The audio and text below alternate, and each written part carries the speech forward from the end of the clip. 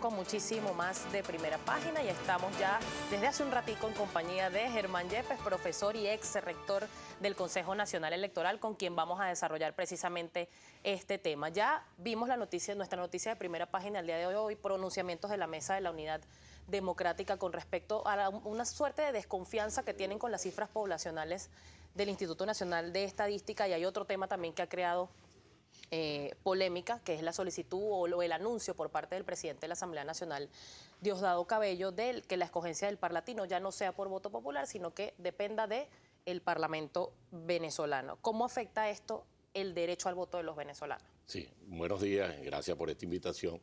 En primer lugar, es importante destacar que esto es un indicador de que comienza, digamos, a adquirir calor el debate si se calienta la fuente político-electoral hacia las elecciones parlamentarias. Ya sabemos que el Consejo Nacional Electoral es quien está dando en este momento el apoyo a las elecciones internas que en algunos circuitos va a realizar la Mesa de la Unidad Democrática, la MUD.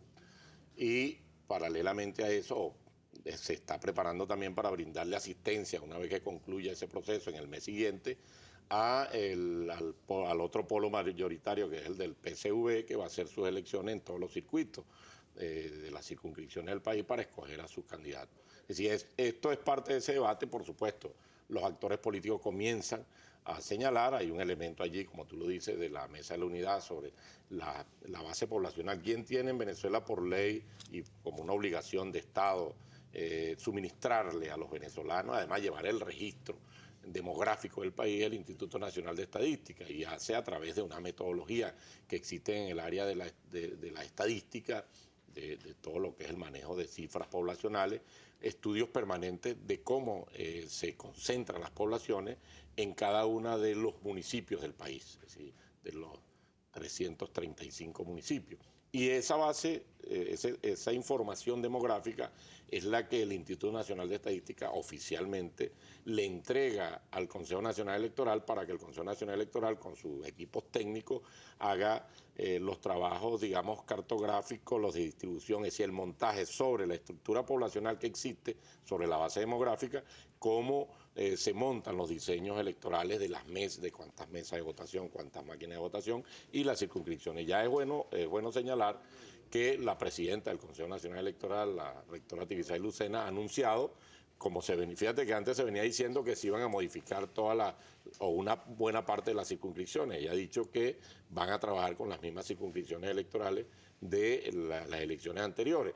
¿Qué es lo que ocurre? Claro, de acuerdo a los datos poblacionales que te suministra el Instituto Nacional de Estadística, que son datos confiables porque son equipos profesionales que trabajan allí, que no tiene nada que ver, no es la sede de un partido político, o sea, el Instituto Pero Nacional... se está denunciando que quieren beneficiar al PSUV, ¿esto es posible? No, fíjate, lo que pasa, y como ocurre en cualquier proceso electoral y en otros países, tú puedes tener un área poblacional que te da, una circunscripción que te da un número de diputados o diputadas, y en otra área, en otras circunscripciones te da otro número, es decir, eso ocurre aquí y en otras regiones, de acuerdo a cómo estén organizadas las circunscripciones. Por supuesto, la oposición incluso está diciendo que está cuestionando, por lo que vimos allí en las declaraciones de Torrealba, que no confían en los datos del Instituto Nacional de Nutrición. Si uno hace una revisión retrospectiva de esas afirmaciones, las puede comparar con todas las acusaciones. Yo cuando estuve en el Consejo Nacional Electoral, primero estuve como suplente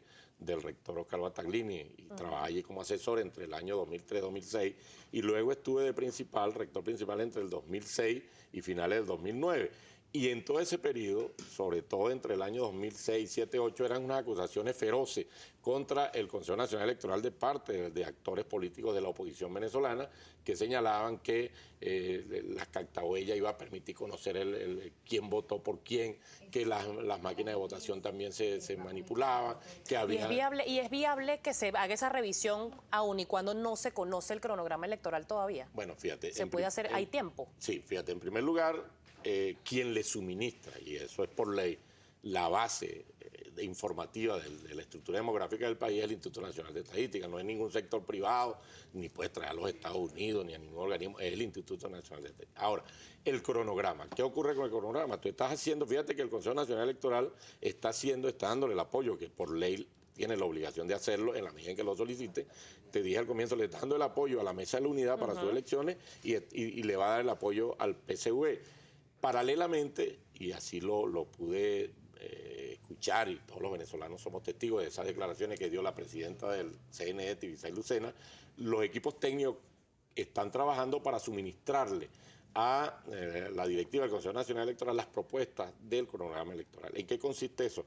Todos los equipos técnicos del Consejo Nacional Electoral, lo que tiene que ver con registro, informática, todas las áreas que trabajan allí, información electoral, todas, le elaboran opciones, posibilidades de cómo y en qué periodo se pueden desarrollar las elecciones. Una vez que tienes toda esa información, la directiva procesa cuál puede ser, de acuerdo a los elementos técnicos que te permitan cubrir todos los espacios legales, que todos tengan su garantía establecida. Eso es lo que se ha hecho siempre. Una vez que se tiene toda esa información, se elabora una propuesta, se lleva a la directiva que conformada por los 5 rectores principales, discuten, aprueban definitivamente una fecha para un cronograma y una fecha. A partir de allí el Consejo Nacional Electoral le anuncia al país cómo va el cronograma de las elecciones, pero incluso antes de eso siempre se acostumbra, una vez que se tiene eso, convocar a los actores políticos. Siempre se hace una dinámica desde más o menos del 2006 para acá, que se convoca a todos los actores políticos, se les explica, se escucha incluso sus razonamientos, sus quejas, sus observaciones, sus propuestas, y se toman en cuenta y al final el cronograma es este. Y el cronograma va a permitir que todos los actores políticos, que además ya van a tener sus candidatos escogidos, negociados, como es normal en la dinámica política, algunos van a escoger todo por elección directa, otros lo hacen a través de acuerdos, que también es un mecanismo viable en la política para presentar. ¿Cómo puede hacer el Consejo Nacional Electoral para garantizar la representación proporcional en estos comicios parlamentarios, partiendo desde este tema? Mira, allí hay que tener en cuenta que hay una elección por lista, que cada estado tiene, de acuerdo a su estructura poblacional, una lista, que son por lo generalmente 2 diputados que salen por lista, diputados o diputadas. Excepcionalmente en algunos estados tienen 3, pero normalmente son 2.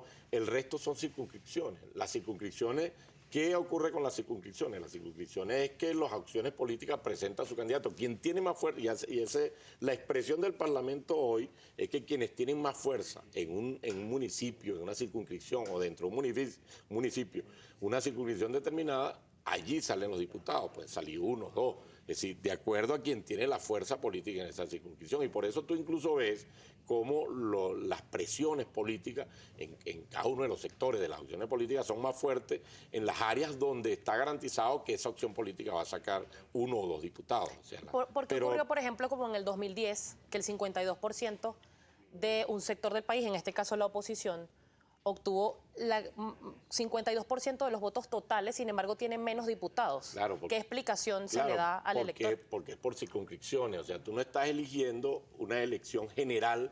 Si fuera una elección de listas totales, pues, o sea, como se hacía anteriormente, todos se eligen, hace muchos años, se eligen todos por lista, entonces quien saque más votos saca más diputados. Aquí tú le estás haciendo por circunscripciones para darle. ¿Y por qué por circunscripciones?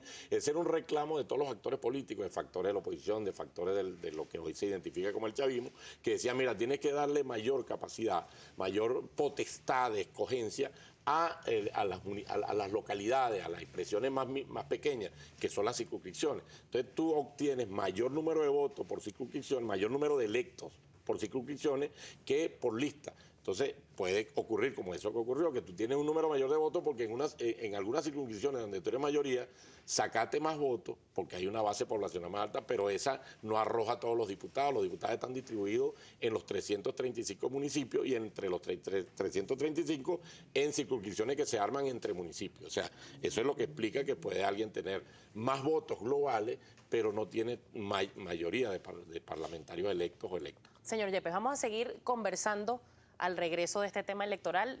Tenemos que conversar, por supuesto, sobre la solicitud o el anuncio por parte del presidente del Parlamento venezolano sobre la elección del Parlamento latinoamericano.